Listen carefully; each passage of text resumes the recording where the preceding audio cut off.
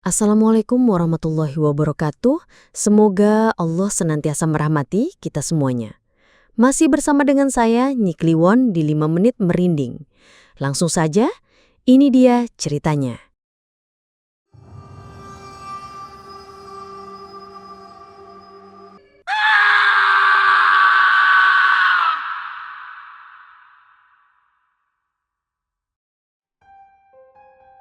Udara di kamar itu menipis, menyesakan. Bau darah dan kemenyan busuk menusuk indera. Ayah berdiri mematung. Wajahnya pucat pasi, matanya terbelalak ngeri. Bukan ayah targetnya. Dari sudut gelap muncullah mereka. 7 sosok menjulang. Leher membiru, tubuh patah, darah mengalir tanpa henti. Tatapan mata mereka membara penuh dendam, terfokus pada ayah. Toh Brahma di kening Sarinah berdenyut dingin jadi saksi pembalasan para arwah. Tiba-tiba, lolongan panjang non-manusia memecah hening. Dinding bergetar. Ayah menjerit. Bukan amarah, tapi putus asa. Sarinah membeku, terpaku pada keadilan gaib yang kini menuntut bayaran. Desiran angin malam itu seharusnya membawa melodi kebahagiaan, bukan bisikan kematian. Di desa terpencil bernama Sukomakmur, tempat waktu seakan bergerak lebih lambat, pesta pernikahan Sarinah dan Wisnu tengah mencapai puncaknya. Tawariang warga berpadu dengan alunan gamelan menciptakan euforia yang memabukkan. Sarinah, dengan balutan kebaya putih tulang dan sanggul anggun, adalah pusat perhatian. Kecantikannya memang tak terbantahkan, memikat setiap pasang mata. Wisnu, pria gagah dari desa tetangga, tampak sumringah. Ia adalah suami ketujuh Sarinah dan semua berharap kali ini kutukan itu patah. Namun nasib berkata lain. Malam berganti dini hari. Fajar belum lagi menyingsing sempurna ketika teriakan histeris memecah keheningan. Ibu Marni, tetangga dekat Sarinah, yang pertama kali menemukan Wisnu. Pria itu terbujur kaku di ranjang, wajahnya membiru lebam, seolah dicekik oleh tangan tak kasat mata. Bola matanya melotot, pandangan kosong menatap langit-langit kamar pengantin. Nafasnya sudah tiada. Seketika, suasana pesta yang semula meriah berubah menjadi duka yang mencekam. Warga berkerumun, bisik-bisik mulai merayap seperti ular berbisa. Nama Sarinah yang tadinya dipuja, kini disebut dengan nada ketakutan dan curiga. Toh Brahma, celetuk seorang nenek tua sambil bergidik. Kutukan itu benar-benar nyata. Sarinah sendiri hanya bisa terduduk lemas, matanya kosong menatap jasad suaminya yang ketujuh. Ada kelelahan yang luar biasa di raut wajah cantiknya, seolah ia sudah terbiasa dengan pemandangan mengerikan ini. Bagi warga Sukomakmur, kematian Wisnu adalah konfirmasi. Bagi Sarinah, ini adalah awal dari neraka yang sudah dikenalnya dengan sangat baik. Hari-hari setelah kematian Wisnu terasa seperti cengkeraman kabut tebal yang tak kunjung sirna bagi Sarinah. Desa Sukomakmur yang dulu hangat, kini terasa dingin dan penuh permusuhan. Setiap kali Sarinah melintas, langkah kaki warga mendadak terhenti. Mata-mata menatapnya dengan campuran rasa kasihan, takut dan benci. Bisikan-bisikan seperti pembawa sial, wanita kutukan, dan dia itu tumbal menjadi musik pengiring hidupnya. Anak-anak kecil buru-buru ditarik orang tua mereka jika Sarinah mendekat, seolah ia adalah wabah menular. Bukan hanya isolasi sosial yang mencekik Sarinah, malam-malamnya dipenuhi teror yang jauh lebih mengerikan. Pada suatu malam yang pekat, ketika bulan sabit hanya menyisakan secuil cahaya, Sarinah terbangun oleh hawa dingin yang menusuk tulang. Udara di kamarnya tiba-tiba memberat. Bau anyir, darah, dan tanah basah menyeruak. Di sudut ruangan yang gelap, ia melihat bayangan. Mula-mula sosok itu tampak samar, kemudian perlahan membentuk wujud. Suami pertamanya, Bayu, muncul dengan wajah membiru dan mata terbelalak. Urat lehernya tampak menonjol seperti dicekik. Dari bibirnya yang pucat, terdengar suara parau. "Tolong, tolong." Sarinah menjerit tapi suaranya tercekat di tenggorokan. Ia menarik selimut hingga menutupi seluruh tubuhnya. Gemetar hebat. Namun ketakutan itu belum usai. Beberapa malam kemudian, saat ia sedang menjahit di ruang tengah, Tiba-tiba terdengar suara patahan tulang yang mengerikan dari arah dapur. Sarinah membeku. Dan di ambang pintu dapur, suaminya yang kedua, Rahmat, muncul dengan tubuh bengkok tak wajar.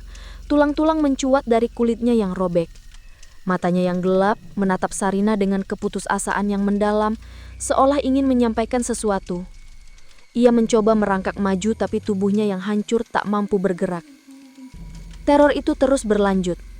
Suami ketiga, Budi, muncul di beranda rumahnya. Darah segar terus mengalir dari mulutnya tanpa henti, membasahi kain sarungnya. Wajahnya pucat, tatapannya memohon. Sarinah tidak bisa lagi membedakan mana mimpi dan mana kenyataan.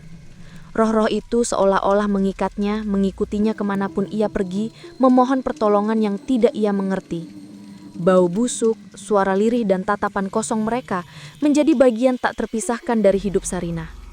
Ia merasa gila, terperangkap dalam lingkaran neraka yang tidak ada habisnya.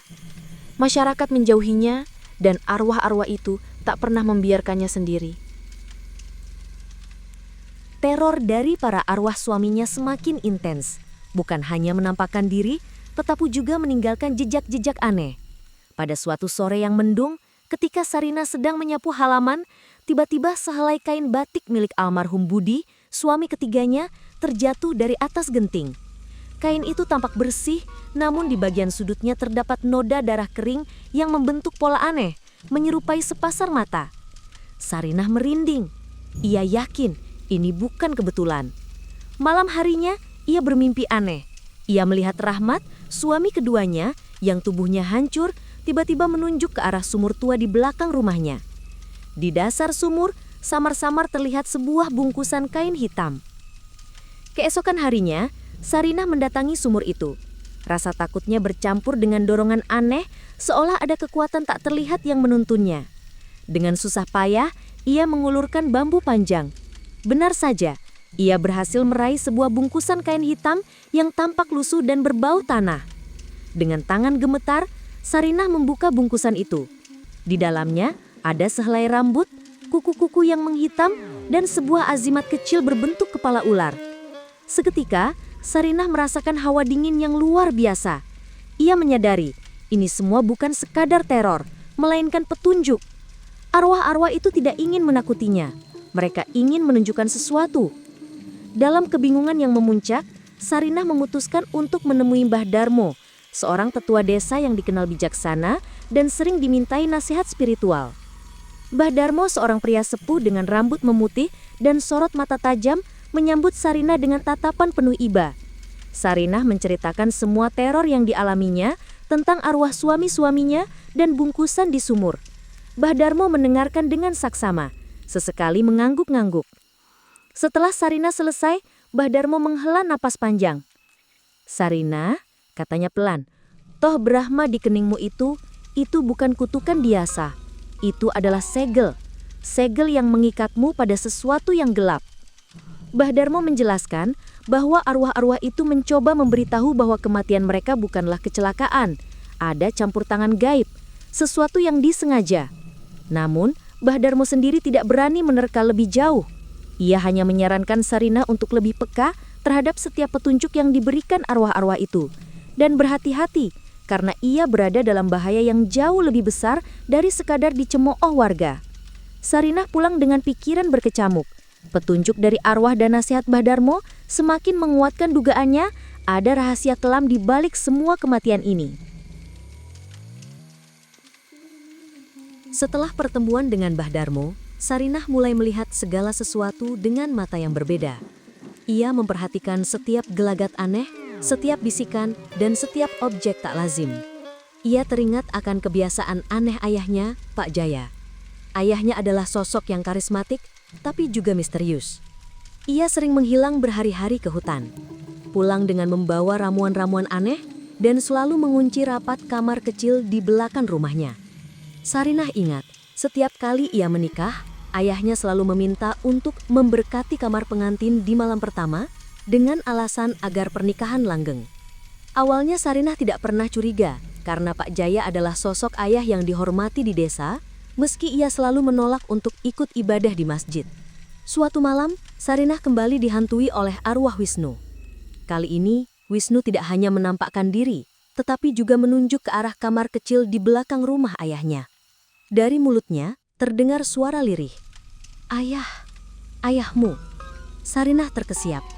Selama ini, ia tidak pernah berani mendekati kamar itu. Namun petunjuk ini terlalu kuat untuk diabaikan.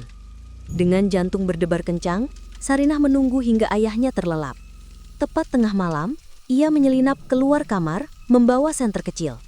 Aroma kemenyan dan darah langsung menyeruak begitu ia mendekati kamar itu. Pintu yang terkunci lapat itu seolah memanggilnya. Dengan tangannya yang gemetar, Sarinah mencoba membuka pintu. Ternyata tidak terkunci. Di dalamnya, pemandangan mengerikan langsung menyambutnya. Dinding-dindingnya penuh coretan aksara kuno dan gambar-gambar mengerikan. Di tengah ruangan, terdapat sesajen berupa sesosok ayam hitam yang sudah disembelih dan sebuah mangkuk berisi darah segar yang masih mengepul. Yang paling mencengangkan, di atas sebuah altar kecil, terdapat 7 foto suaminya yang sudah meninggal, masing-masing tertusuk jarum. Dan di bawah foto-foto itu, ada sebuah buku lusuh berisi tulisan tangan yang membuat Sarinah lemah seketika. Buku itu adalah catatan harian ayahnya. Di dalamnya, Pak Jaya menuliskan tentang ilmu hitam yang dianutnya, tentang perjanjiannya dengan makhluk gaib untuk mendapatkan kesaktian, dan yang paling mengerikan, tentang tumbal. Terpampang jelas, ayahnya harus memberikan tumbal darah perjaka secara rutin untuk menjaga ilmunya. Dan Sarinah, putri kandungnya sendiri, hanyalah alat untuk menjebak korban. Toh Brahmah di kening Sarinah yang selama ini dianggap kutukan, ternyata adalah segel gaib yang membuat energi vital para suaminya tersedot habis saat malam pertama. Darah dan nyawa mereka, semua jatuh ke tangan ayahnya sebagai persembahan pada makhluk gaib penjaga ilmu. Sarinah terhuyung, dunia serasa runtuh menimpanya. Ia bukan hanya korban stigma masyarakat, ia adalah korban dari ayahnya sendiri. Kebencian, kesedihan, dan amarah meluap dalam dirinya. Semua penderitaan, semua kematian, semua teror yang dialaminya ternyata berasal dari satu sumber, ayah kandungnya sendiri. Sarinah berdiri mematung di kamar terlarang ayahnya, tubuhnya gemetar bukan karena takut, melainkan karena amarah yang membakar. Tangannya meremas erat buku catatan harian Pak Jaya, seolah ingin meremukan setiap kata yang tertulis di sana. Ia merasa jijik, dikhianati, dan hancur. Ayah yang selama ini ia hormati, ternyata adalah iblis berwujud manusia. Tiba-tiba, suara langkah kaki terdengar dari luar. Pak Jaya pulang. Sarinah segera menyembunyikan buku itu di balik punggungnya. Pintu kamar kecil itu terbuka, dan Pak Jaya masuk dengan senyum di wajahnya, senyum yang kini tampak mengerikan di mata Sarinah. "Sedang apa kamu di sini, Nak?" tanyanya lembut. Namun sorot matanya yang tajam mengisyaratkan bahaya. Sarinah menatap ayahnya lurus, tanpa rasa takut. "Ayah, kenapa?" Suara Sarinah bergetar, menahan tangis. Pak Jaya mengerutkan kening. "Kenapa apanya, Nak?" Sarinah mengangkat buku itu, menunjukkan kepada ayahnya. "Ini, semua ini. Tumbal-tumbal itu. 7 suamiku, kau yang membunuh mereka, ayah." Wajah Pak Jaya mendadak pias. Senyumnya luntur, digantikan ekspresi terkejut dan marah. "Beraninya kau masuk ke kamarku ini, Sarinah. Kau tidak tahu apa-apa. Aku tahu semuanya, ayah. Aku sudah muak. Aku muak jadi bonekamu, ayah." Sarinah tidak bisa lagi menahan emosinya. Ia menjerit, air mata membasahi pipinya. Pada saat yang bersamaan, hawa dingin yang menusuk tiba-tiba memenuhi ruangan. Lampu minyak di dinding berkedip-kedip, hampir padam. Bau busuk yang kuat menyeruak, dan dari setiap sudut ruangan yang gelap, muncul bayangan-bayangan mengerikan. 7 arwah suami Sarinah, dengan wujud yang lebih jelas dan lebih menyeramkan dari sebelumnya, kini berdiri di sekeliling Pak Jaya. Wisnu dengan wajah membiru, Rahmat dengan tubuh hancur, Budi dengan darah mengalir, dan yang lainnya. Semua menatap Pak Jaya dengan mata penuh dendam. Kau pembunuh." Suara-suara lirih itu kini terdengar seperti lolongan, menggema di ruangan sempit. Arwah-arwah itu bergerak mendekat, seolah ingin mencekik Pak Jaya. Pak Jaya terkejut, panik. Ia berteriak, mencoba mengusir arwah-arwah itu dengan mantra-mantra yang biasa digunakannya. Namun kali ini, mantra-mantranya seolah tak berfungsi. Ilmu hitamnya, yang selama ini ia banggakan, kini tak berdaya menghadapi kemarahan para korban. Salah satu arwah Bayu, tiba-tiba menerjang ke arah Pak Jaya. Pak Jaya terhuyung mundur, wajahnya pucat pasi. Ia mencoba melarikan diri, Namun pintu kamar itu seolah terkunci rapat oleh kekuatan tak terlihat. 7 arwah itu mengepungnya, tangan-tangan gaib mereka seolah mencekik leher Pak Jaya. Wajah Pak Jaya membiru, ia megap-megap, berteriak kesakitan. Sarinah hanya bisa menyaksikan, air matanya terus mengalir. Ia tidak lagi merasa kasihan pada ayahnya, yang hanya ada rasa lega yang getir, seolah beban berat yang selama ini menimpanya kini terangkat. Perlahan, tubuh Pak Jaya ambruk ke lantai, kaku tak bergerak. 7 arwah itu berdiri di sekeliling jasadnya, memancarkan aura kemenangan yang suram, sebelum akhirnya perlahan menghilang bersamaan dengan bau busuk yang mulai mereda. Sarinah terduduk di lantai, tangisnya pecah. Misteri yang selama ini menyelimutinya akhirnya terungkap. Ia adalah korban, sama seperti suami-suaminya. Namun dengan terungkapnya kebenaran ini, ia juga merasakan kebebasan. Kebenaran itu pahit, tapi telah membebaskan arwah-arwah yang tersiksa, dan juga dirinya sendiri dari cengkraman kegelapan yang mengerikan. Ia tahu, hidupnya tidak akan pernah sama lagi. Masyarakat mungkin masih menjauhinya, namun ia tidak lagi merasa bersalah. Ia akan memulai hidup baru, membawa serta luka dan pelajaran pahit ini, untuk menuntut keadilan bagi para korban, dan untuk menemukan kedamaian yang selama ini ia cari.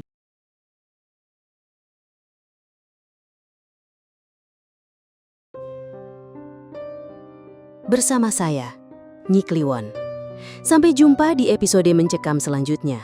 Jangan lupa subscribe, like, and share. Terima kasih. Wassalamualaikum warahmatullahi wabarakatuh.